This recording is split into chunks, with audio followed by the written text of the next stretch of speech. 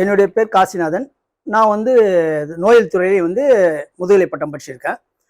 பார்த்தீங்கன்னா, இதுக்கு முன்னாடி வீடியோவில் பார்த்துருப்பீங்க. உரத்தை பற்றி தெளிவாக நான் சொல்லியிருப்பேன். உரம் என்னென்னலாம் வேலை செய்யும் அதை பற்றி சொல்லியிருப்பேன். அதுக்கு அடுத்த வீடியோவில் பார்த்தீங்கன்னா, நோயை பற்றி டீட்டெயிலாக பார்த்துருப்பீங்க. இப்போ பார்த்தீங்கன்னா, பூச்சி ரொம்ப ரொம்ப முக்கியமானது பூச்சி. பூச்சி பார்த்தீங்கன்னா, நம்மளுக்கு நிறைய விதத்தில் சேதாரத்தை உண்டு பண்ணுது. அது எப்படி இயற்கையில் கட்டுப்படுத்துன்றதை தான் இப்போ நம்ம பார்க்க போகிறோம். இதில் முக்கியமானது பார்த்தீங்கன்னா, பேசிலஸ் துரிஞ்சின்சிஸ் ஒரு பாக்டீரியா. இது பார்த்தீங்கன்னா, இது ஒரு பாக்டீரியா வந்து மண்ணுலேருந்து எடுக்கலாம், இலையிலேருந்து எடுக்கலாம். அந்த பாக்டீரியாவை இயற்கையாகவே இலையில இருக்குது. ஆனால் போதுமான அளவில் இருக்காது. அதை நம்ம ஆய்வகத்தில் வந்து எடுத்து வந்து மல்டிப்ளை பண்ணி நம்ம கொடுக்குறோம். இந்த பாக்டீரியாவை நீங்கள் வந்து ஒரு ஏக்கருக்கு இவ்வளோன்னு ஸ்ப்ரே பண்ணீங்கன்னா எல்லா வகையான புழுவும் கட்டுப்படுத்தலாம். உதாரணத்துக்கு புட்டனே புழு. புட்டனே புழுன்றது ரொம்ப மோசமான பூச்சி புழு. மல்லாட்டியில் பார்த்தீங்கன்னா மாடு மேஞ்சி மாதிரியே ஆக்கும். அடுத்தது பார்த்தீங்கன்னா வந்து ஹீலியாத்திஸ்னு ஒரு புழு இருக்குது. இதெல்லாம் வந்து பார்த்தீங்கன்னா கெமிக்கலாலே சில சமயத்தில் கட்டுப்படுத்த முடியாது. இதை வந்து நாங்கள் வந்து இதை கொடுத்து நாங்கள் நிறைய இடத்துல கட்டுப்படுத்திக்கிறோம். அதாவது கத்திரிக்காயில் காய்ப்புழு அவ்வளோ அற்புதமாக எங்கள் மருந்தை நாங்கள் கட்டுப்படுத்திக்கிறோம். ஆனால் என்ன ஒன்றுனா இந்த ப்ராடக்ட் வந்து பார்த்தீங்கன்னா நீங்கள் ஸ்ப்ரே பண்ண 5 நாள் கழிச்சு தான் வேலையை செய்யும்.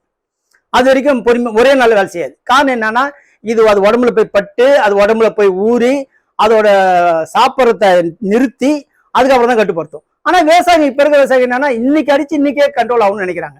அந்த பொறுமை இருந்துச்சுன்னா உங்களுக்கு 100% கட்டுப்படுத்தும். உதாரணத்துக்கு ஒரு மிளகா ஒன்று நான் நட்டேன் இந்த சீசன். என் தென்னந்தோப்பில் நட்டேன். அது பேர் வந்து புல்லட்டுன்னு ஒரு ரகம். ஆரம்பத்தில் புழு நிறையா இருந்துச்சு. நான் என்ன பண்ணேன், இந்த மருந்து எடுத்து போய் அடித்தேன். இன்ன வரைக்கும் இந்த 2 மாதம் ஆகுது, இது வரைக்கும் எனக்கு புழுவே வரல. அப்போ எனக்கு வந்து ரொம்ப சந்தோஷம். அதே மாதிரி வந்து பார்த்தா கடையநல்லூர் எங்கே இருக்குதுங்க, திருநெல்வேலி பக்கம். அவர் வந்து பார்த்தா என்னை வந்து கேட்டார். நான் 2 ஏக்கர் கத்திரிக்காய் போட்டேன், ஏகப்பட்ட மருந்து அது செலவாயிட்டு அப்படின்னு சொன்னார். நான் உடனே மருந்து இது கொடுத்து அனுப்பிச்சேன். அவர் சொல்கிறார், அடித்தது 500 தான் செலவு பண்ணார், இது வரைக்கும் புழுவே வரலன்றார். இதெல்லாம் உண்மையிலே ஒரு நல்ல விஷயம். இதெல்லாம் இதை வந்து நீங்கள் விவசாயிகள் நல்லா புரிஞ்சுக்கணும். இதை வந்து பொறுமையாக தான் வேலை செய்யும். ஆனால் இது வந்து 100% உங்களுக்கு வேலை செய்யும். இதை வந்து நீங்கள் உபயோகப்படுத்தினீங்கன்னா, முக்கியமாக இன்னைக்கு நம்ம ரசாயன பூச்சிக்கொல்லி அடித்து எவ்வளோ பேருக்கு வந்து ஏகப்பட்ட நோய் வருது. கேன்சர் வருது, இது மாதிரி பல வகையான நோய் பிரச்சனைலாம் வருது. இதெல்லாம் நம்ம தவிர்க்கணும்னா நீங்களாம் இயற்கைக்கு மாறணும். அதுக்கு நீங்கள் எல்லா விதமான பாக்டீரியாவோ இல்லை பூஞ்சாவோ நாங்கள் தயார் பண்ணி கொடுக்குறோம். நீங்கள் சொன்னதுக்கு அப்புறம் தான் நாங்கள் உற்பத்தி பண்ணி கொடுப்போம். அதனால 100% ரிசல்ட் உங்களுக்கு நீங்கள் எதிர்பார்க்கலாம். கண்டிப்பாக இதுக்கான பலனை நீங்கள் எதிர்பார்க்கலாம். இது வந்து பவுடர் ஃபார்ம்லையும் கொடுக்குறோம், திரவ வடிவமும் கொடுக்குறோம். இது வந்து பவுடர் ஃபார்ம்னு பேர். இது வந்து பார்த்தீங்கன்னா ஏக்கருக்கு வந்து பார்த்தீங்கன்னா 2 கிலோ. இது 1 லிட்டரு ஒரு ஏக்கருக்கு 100 லிட்டர் தண்ணியில் கலந்து நீங்கள் மட்டும் அடிச்சிங்கன்னா உங்களுக்கு 100% கண்ட்ரோல் ஆகிடும். இது வந்து பவுடர் ஃபார்மில் இருக்கும். இது வந்து பார்த்தீங்கன்னா 2 கிலோ ஒரு ஏக்கருக்கு. அதை வந்து தண்ணியில் அப்படியே கரைச்சி அப்படியே ஸ்ப்ரே பண்ண வேண்டியதுதான். தண்ணியில் கரைச்சி இது அப்படியே தண்ணியில் ஊற்ற வேண்டியதுதான். இது வந்து பவுடர் கரைச்சி ஒரு அரை மணி நேரம் வச்சிருந்தீங்கன்னா அந்த தண்ணி தெளிவாக இருக்கும். அந்த தெளிவு தண்ணி எடுத்து அடிக்க வேண்டியதுதான். நல்லா இருக்கும். இது பவுடர்ன்றது ஒரு டால்கம் பவுடர் தான். இது ஒரு பாதிப்புலாம் கிடையாது. இது வந்து ஒரு அதாவது நம்ம கொடுக்குற பாக்டீரியா வந்து மிக்ஸ் பண்ணுறது எதுக்கு கொடுக்குறோம்னா, டால்கம் பவுடரில் மிக்ஸ் பண்ணால் எந்த பாதிப்பு இருக்கிறதுனால டால்கம் பவுடர் நாங்கள் கலந்து கொடுக்குறோம். டால்கம் பவுடர் வந்து நம்ம மூஞ்சிக்கு யூஸ் பண்ணுற பவுடர் தான். அதெல்லாம் இது ஒன்றும் பாதிப்புலாம் கிடையாது. அதெல்லாம் எந்த பிரச்சனையும் கிடையாது. ஏன்னா இது இந்த டால்கம் பவுடர்ன்றது வந்து பூமியிலேருந்து வெட்டி எடுக்கிற ஒரு இயற்கையான பொருள். இது வந்து பார்த்தீங்கன்னா நம்ம மூஞ்சிக்கு யூஸ் பண்ணுறோம். நம்ம மூஞ்சிக்கே ஒன்றும் பாதிப்பு இல்லைன்னு போது பயிருக்கு ஒன்றும் போகிறது கிடையாது இல்லைங்களா? அதனால வந்து நம்ம கொடுக்குற பாக்டீரியா வந்து இதில் மிக்ஸ் பண்ணுறதுனால நம்ம இப்போ உதாரணத்துக்கு இது பாக்டீரியா நியர்லி பார்த்தீங்கன்னா ஒரு கோடி பாக்டீரியா நாங்கள் மிக்ஸ் பண்ணுவோம். இந்த 1 கோடி பாக்டீரியாவும் வந்து 3 மாதத்துக்கு அப்படியே உயிரோடு இருக்கணும். அதுக்கு தான் இந்த பவுடர். இப்போ வேற எதாவது கலந்துன்னு வச்சுக்கோங்க, அந்த பாக்டீரியா அந்த பவுடர் ஏதாவது பாதிப்பு கொண்டு போய் செத்துரும் எல்லா பாக்டீரியாவும். இப்போ நாங்கள் ஒரு கோடி பாக்டீரியா 1 கோடி பாக்டீரியாவும் 3 மாதத்துக்கு அப்படியே உயிரோடு இருக்கும். இதில் கலந்துக்கிறோம். இதை நம்ம கண் கூட பார்க்கலாம். ஒரே ஒரு சொட்டு மருந்துல 1 கோடி பாக்டீரியா நம்ம கொண்டு வரலாம். 1 கிராம்ல பவுடர் இருந்தால், லிக்விட் இருந்தால் 1 மில்லி, அதில் 1 கோடி பாக்டீரியா நம்ம கொண்டு வரலாம். அப்போ இது ஃபுல்லாக எவ்வளோ இருக்குன்னு நீங்களே பார்த்துங்க. ஆமாம், இது உயிர். இந்த உயிர் தான் வந்து வேலை செய்யுது. இதை நம்ம கண்ணால் பார்க்க முடியாது. ஆனால் இருந்தாலும் நம்ம வந்து ஆய்வகத்தில் வந்து மைக்ரோஸ்கோப் மூலிமா எல்லா பாக்டீரியாவும் நான் கண்ணால் பார்க்கலாம். இதை வந்து இப்போ உதாரணத்துக்கு இந்த பாக்டீரியா நான் உங்களுக்கு கொடுக்குறேன், இந்த லிக்விட் உங்களுக்கு கொடுக்குறேன். இதில் என்ன ஆகுன்னு உங்களுக்கு தெரியாது, யாராலையும் பார்க்க முடியாது. ஆனால் இது வேலை செய்தால் என்னன்றதை நீங்கள் கண் கூட பார்க்கலாம். எப்படி? இதை எடுத்து போய் நீங்கள் ஸ்ப்ரே பண்ணுறீங்க, 1 வாரம் கழிச்சு கத்திரிக்காயில் எல்லா புழுவும் சாவுது. அப்போ இதில் ஏதோ விஷயம் இருக்குது, இல்லாமல் இல்லை. அப்போ அது ஒரு வாரம் கழிச்சு இதில் விஷயங்கள் நீங்கள் கண்டுபிடிக்கலாம். அதுதான் ஒரு உண்மை. இதை கண்ணால் பார்க்க முடியாத தவிர அதை உணர்வுபூர்வமாக நீங்கள் வந்து இதை பார்க்கலாம். கத்திரிக்காயில் தான் காய்ப்புழு. ஆமாம், காய்ப்புழு. கத்திரிக்காய், தக்காளி, அதுக்கடுத்து பார்த்தீங்கன்னா வெண்டைக்காய், இதெல்லாம் வந்து அதிகமாக அந்த காய்ப்புழு வரும். இதுக்கு ரொம்ப முக்கியம். இது நல்லா வேலை செய்யும். கூன் வண்டெல்லாம் கேட்காது. இது வந்து பறக்கிற பூச்சி எதுவுமே கேட்காது. ஒன்லி புழு மட்டும் தான் கேட்கும்.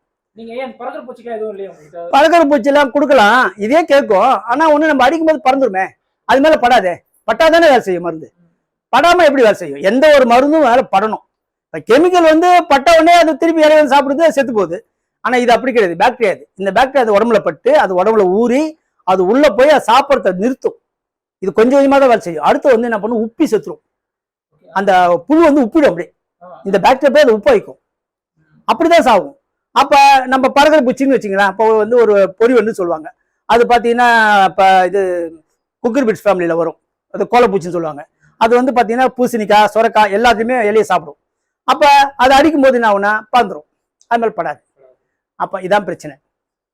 அதனால நாங்க வந்து என்ன பண்ணுவோம், புழுக்கு மட்டும் நாங்க அதிகபட்சமா இது எல்லாத்துக்கும் கொடுப்போம். நாங்க நல்லா இருக்கும், வேலை செய்யும்.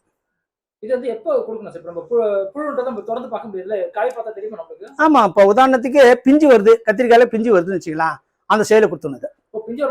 ஆமா, அப்ப கொடுத்து அப்பதான் ஆரம்பிக்கும் அந்த புழு. அப்பதான் வந்து பட்டாம்பூச்சி தான் புழு வைக்கும். பட்டாம்பூச்சி பறந்து வரும், அது பண்ண முட்டை வச்சு போயிடும். எங்கெல்லாம் கத்திரிக்காய் வந்து பிஞ்சு வருது முட்டை வச்சு போயிடும். அது முட்டையில பார்த்தீங்கன்னா ஒரு 1000 முட்டை வரும். 1000 முட்டையும் 1000 புழுவாகும். 1000 கத்திரிக்காய் சாப்பிடும் ஒரே நேரத்துல. அப்ப நம்ம என்ன பண்ணோம், கத்திரிக்காய் பிஞ்சு வரும்போதே என்ன பண்ணணும், இதை ஸ்ப்ரே பண்ணிடணும். பண்ணிட்டீங்கன்னா அந்த முட்டை போது கொண்டு அழிச்சு வந்து முட்டை அழிச்சாலே முடிஞ்சு போச்சு இல்ல. 1000 புழு நம்மளுக்கு உற்பத்தி ஆகி தத்துரும். அதுதான் இதுல ஒரு முக்கியமான விஷயம். ரசாயனத்துக்கும் கெமிக்கலும் உள்ள வித்தியாசம் தான். நம்ம முட்டை முத கொண்டு இதை அழிச்சோம்.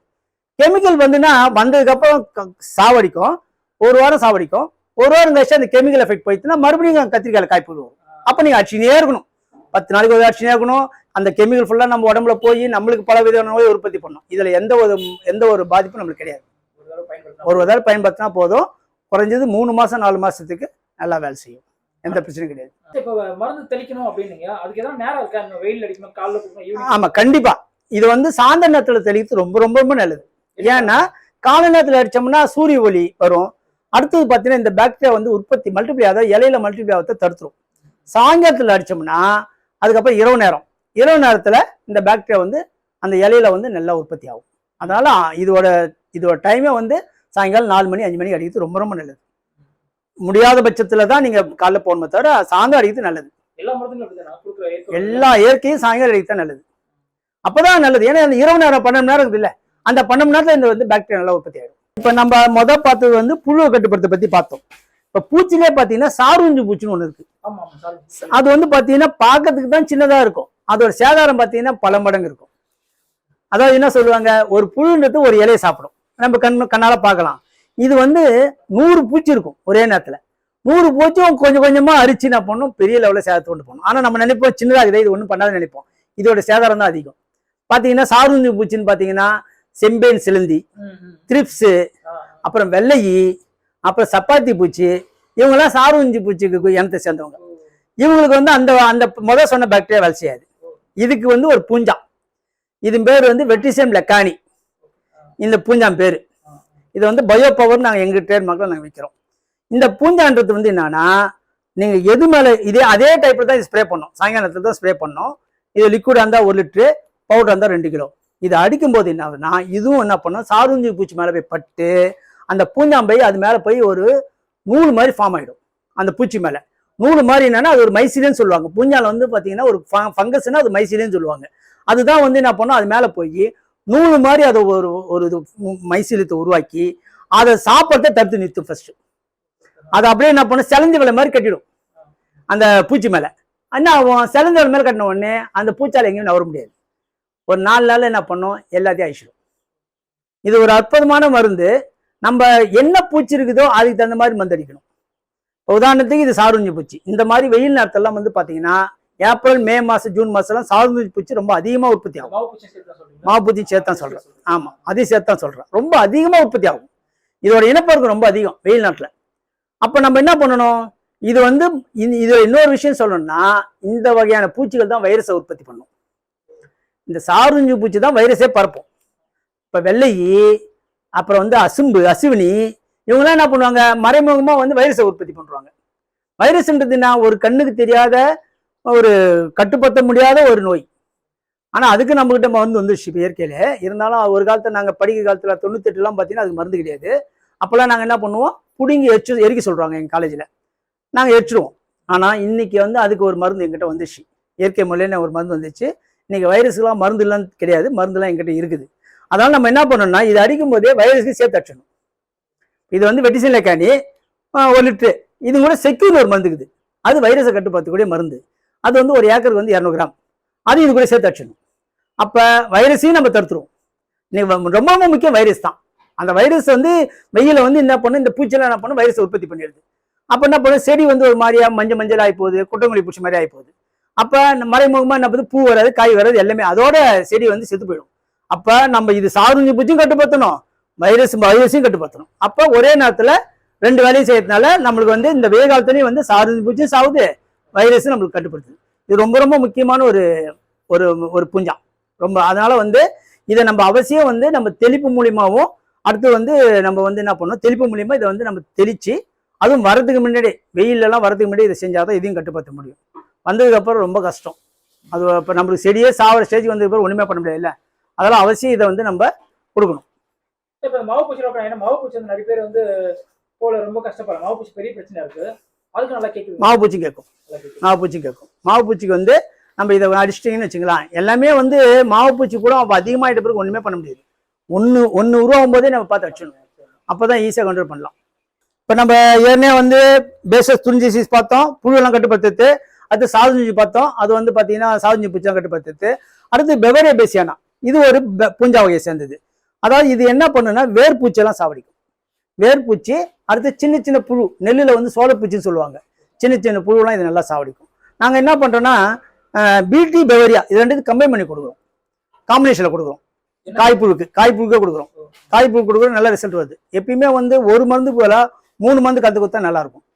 இப்போ நோயில் கூட பார்த்தீங்கன்னா பயோமிக்ஸ் கூட வந்து பயோமிக்ஸ்னு ஒரு ப்ராடக்ட் நான் கொடுக்குறோம். அதில் ட்ரைகோடர்மா, சூடோமோனாஸ், பேசிக் 3த்துக்கு கொடுக்கும்போது நல்ல ரிசல்ட் வருது. இப்போ மூணுமே சேர்ந்து வேலை செய்யும் போது பல மடங்கு ரிசல்ட் கிடைக்கும். அதே மாதிரி இதை வந்து நாங்கள் என்ன பண்ணுறோம், வெறும் பிடி கொடுக்காம இது கூட பெவரே சேர்த்து கொடுக்குறோம். அப்போ வந்து பிடி பெவரே சேர்த்து கொடுக்கும்போது காய்ப்புழுலாம் 100% ரிசல்ட் வருது. இது வந்து பெவரியான்றது ஒரு பூஞ்சா வகையை சேர்ந்தது தான். இதுக்கு பேர் வந்து என்னன்னா ஒயிட் மஸ்கார்டின் ஃபங்கஸ்ன்னு சொல்லுவாங்க. பூஞ்சாங்க வெள்ளை கலரில் இருக்கும் அந்த பூஞ்சா, அதனால இது பேர் அதுமாரி. இது வந்து என்னன்னா கொஞ்சம் பொறுமையாக தான் வேலை செய்யும், அதுக்கு தான் நாங்கள் பிடி கூட கம்பைன் பண்ணிடுறோம். பிடி வேகமாக வேலை செய்யும், இது அது கூட சேர்ந்து வேலை செய்யும் போது ரொம்ப நல்லா வேலை செய்யும். அதான் இது வேர்பூச்சி நல்லா சாவடிக்கும், சின்ன சின்ன புழுலாம் நல்லா சாவடிக்கும். இதுவும் டோசேஜ் வந்து பார்த்தீங்கன்னா இது 2 கிலோ, இது 1 லிட்டரு ஒரு ஏக்கருக்கு ஸ்ப்ரே தான் பண்ணும்போது நல்லா வேலை செய்யும். அப்போ இதெல்லாம் பயன்படுத்தினா நம்ம நோய் பூச்சி எல்லாத்தையுமே கட்டுப்படுத்தலாம், கண்ட்ரோல் பண்ண முடியும். இப்போ இது எல்லா வரைக்கும் நம்ம பார்த்த எல்லாமே பூச்சியை பற்றி பார்த்துருவோம். அடுத்து இன்னொன்று இருக்குது, நூற்புழு ஒன்று இருக்குது, ரொம்ப முக்கியமான டாபிக் இது. நூற்புழு பற்றி பார்க்க போகிறோம். நூற்புழுன்றது வந்து கண்ணுக்கு தெரியாத ஒரு நாகுப்பூச்சி மாதிரி இருக்கிற ஒரு நுண்ணுயிரி, மண்ணில் தான் இருக்கும். அது என்ன பண்ணும், வேரில் காயத்தை ஏற்படுத்தி கொடுக்கும். அப்போ என்ன பண்ணும், பூஞ்சா வந்து ஈஸியாக உள்ளே போயிடும். அப்போ இவங்க 2 பேரும் ஒரு என்ன சொல்றது ஃப்ரெண்ட்ஸ். இல்லைன்னா இந்த பூஞ்சா வந்து காயத்தை ஏற்படுத்துறதுக்கு ரொம்ப நாள் ஆகும். ஏன்னா பூஞ்சா வந்து காயத்தை ஏற்படுத்த ரொம்ப கஷ்டம். ஒரு செல்வால், அந்த செல்வாலில் இருக்கிற செல்வாலை வந்து கரைக்கணும், கரைச்சனா அதை கரைச்சி உள்ளே போகணும், அது ரொம்ப கஷ்டம். ஒரு பூஞ்சானால கரைக்கிறது கஷ்டம். ஆனால் இது நூற்புழு வந்து நாக்குப்பூச்சி மாதிரி இருக்கும், அது ஈஸியாக காயத்தை ஏற்படுத்திடும். இந்த 2 சேர்ந்த இடத்துல பார்த்தீங்கன்னா 80% டேமேஜ் இருக்கும், தனியாக இருந்துச்சுன்னா 40% டேமேஜ் இருக்கும். அப்போ நூற்புழு மட்டும் இருந்துச்சுன்னா 40% டேமேஜ். நூற்புழுவும் பூஞ்சா அந்த பிசேரியம் வாட நோய் கிருமி இருந்துச்சுன்னா 80% டேமேஜ் இருக்கும். இப்போ உதாரணத்துக்கு ஒன்று சொல்கிறேன், இப்போ நூற்புழு இருக்குதுன்னு ஒருத்தவங்க சொல்கிறாங்க, கடையில் போய் கேட்குறாங்க, கெமிக்கல் கேட்குறாங்க, நூற்புழுக்கு மட்டும்தான் மருந்து தருவான், அவனுக்கு வந்து பூஞ்சா இருக்குது தெரியாது கடைக்காரனுக்கு. அப்போ என்ன ஆகும், இதை கட்டுப்படுத்திடுவீங்க, பூஞ்சானை கட்டுப்படுத்த முடியாது, அப்போ உங்களுக்கு நோய் கண்ட்ரோலே ஆகாது. ஆமாம். இப்போ நாங்கள் என்ன கொடுப்போம்னா இதை கொடுத்துருவோம். இதை கொடுத்துட்டிங்கன்னா இது வந்து நூற்புழை கட்டுப்படுத்திடும், கூட வந்து ட்ரைகோடர்மா சேர்த்து கொடுப்போம், அப்போ பூஞ்சானையும் கட்டுப்படுத்திடும், ஒட்டு மொத்தமாக வேலை செஞ்சிடும். இது வந்து முக்கியமாக வாழையில, அடுத்தது மஞ்சளில் அதிகமான சேர்த்து உண்டு பண்ணும். வாழையிலலாம் பார்த்தீங்கன்னா அழுகிடும், அப்படியே பயிர் அழுகி வாழை மரமே செத்துரும், கொய்யால வரும், இதெல்லாம் பார்த்தீங்கன்னா தெரியாது நமக்கு, சாவும். இது வந்து பாதிப்பு எப்படி இருக்குன்னா வேர் முடிச்சா மாறிடும், உருண்டை ஆகிடும். வேர் முடிச்சு பார்த்தீங்கன்னா அது வேர்லேருந்து உணவு எடுக்கிறதுக்கே முடியாது. வேர் வந்து நார்மலாக நீட்டாகிற வேர் வந்து முட்டை ஆகிடும், அது குண்டு ஆகிடும் வேர். அப்போ நார்மலாக செய்ய வேண்டிய வேலையை செய்யாது. வேர்லேருந்து மண்ணுலேருந்து என்ன எடுக்கணும், சத்து எடுக்காது. அப்போ என்ன பண்ணும், மரம் சாவ ஆரம்பிச்சிடும். இந்த நூற்புழை கண்டுபிடிக்கிறது வந்து இலெல்லாம் ஒரு மாதிரியே வாடி போய் மஞ்சளாக மாறும். நீங்கள் மரத்தை பிடிங்கி பார்த்தீங்கன்னா உள்ள வந்து முட்டை முட்டையாக இருக்கும். அப்போ இதை கட்டுப்படுத்துறது வந்து இந்த பூஞ்சை நூற்புழு மட்டும் கட்டுப்படுத்தக்கூடிய பேசிலோமைசிஸ் லாசினஸ் ஒரு பூஞ்சா இது என்ன பண்ணோம், நூற்புழு மட்டுமே கட்டுப்படுத்தும். அதான் நாங்கள் என்ன பண்ணுறதுன்னா இதை வந்து கம்பைண்டாக கொடுத்துருது, ட்ரைகோடர்மா கூட இதை கம்பைண்டாக கொடுத்துருது. வாட நோயும் கட்டுப்படுத்தணும், நூற்புழையும் கட்டுப்படுத்தணும். இது ரொம்ப ரொம்ப முக்கியமானது. நிறைய இடத்துல வந்து இந்த நோயை கட்டுப்படுத்த முடியல யாராலையும். காரணம் என்ன தெரியல யாருக்கும். நூற்புழுனாலும் என்னன்னு தெரிய மாட்டேன் யாருக்குமே. தெரிஞ்சால் தானே கட்டுப்படுத்த முடியும், தெரியாமல் எப்படி கட்டுப்படுத்துறது? அதனால் நூற்புழுன்றதை கண்டுபிடிக்கிறது வந்து சில டெஸ்ட்லாம் இருக்குது. செடியை பிடிங்கி பார்க்கணும், இலையை பார்க்கணும், இதெல்லாம் பார்த்து கண்டுபிடிச்சிடலாம். அப்போ நம்ம என்ன பண்ணோம், அட்வான்ஸாக என்ன பண்ணுறோம், ட்ரைகோடர்மா கொடுக்கும்போதே சேர்த்து கொடுத்துறது, வருதோ வரலையோ கொடுத்துறது, வந்துட்டு அது கண்ட்ரோல் ஆகிடும், வராது. எல்லாமே வருமுன்னு தான், வரதுக்கு முன்னாடியே நம்ம கொடுத்துட்டோம்னா நம்ம நோயை வந்து வராமல் பார்த்துடலாம். கண்டிப்பாக. நிறைய விஷயங்கள் ரொம்ப நன்றி சார். ரொம்ப நன்றி.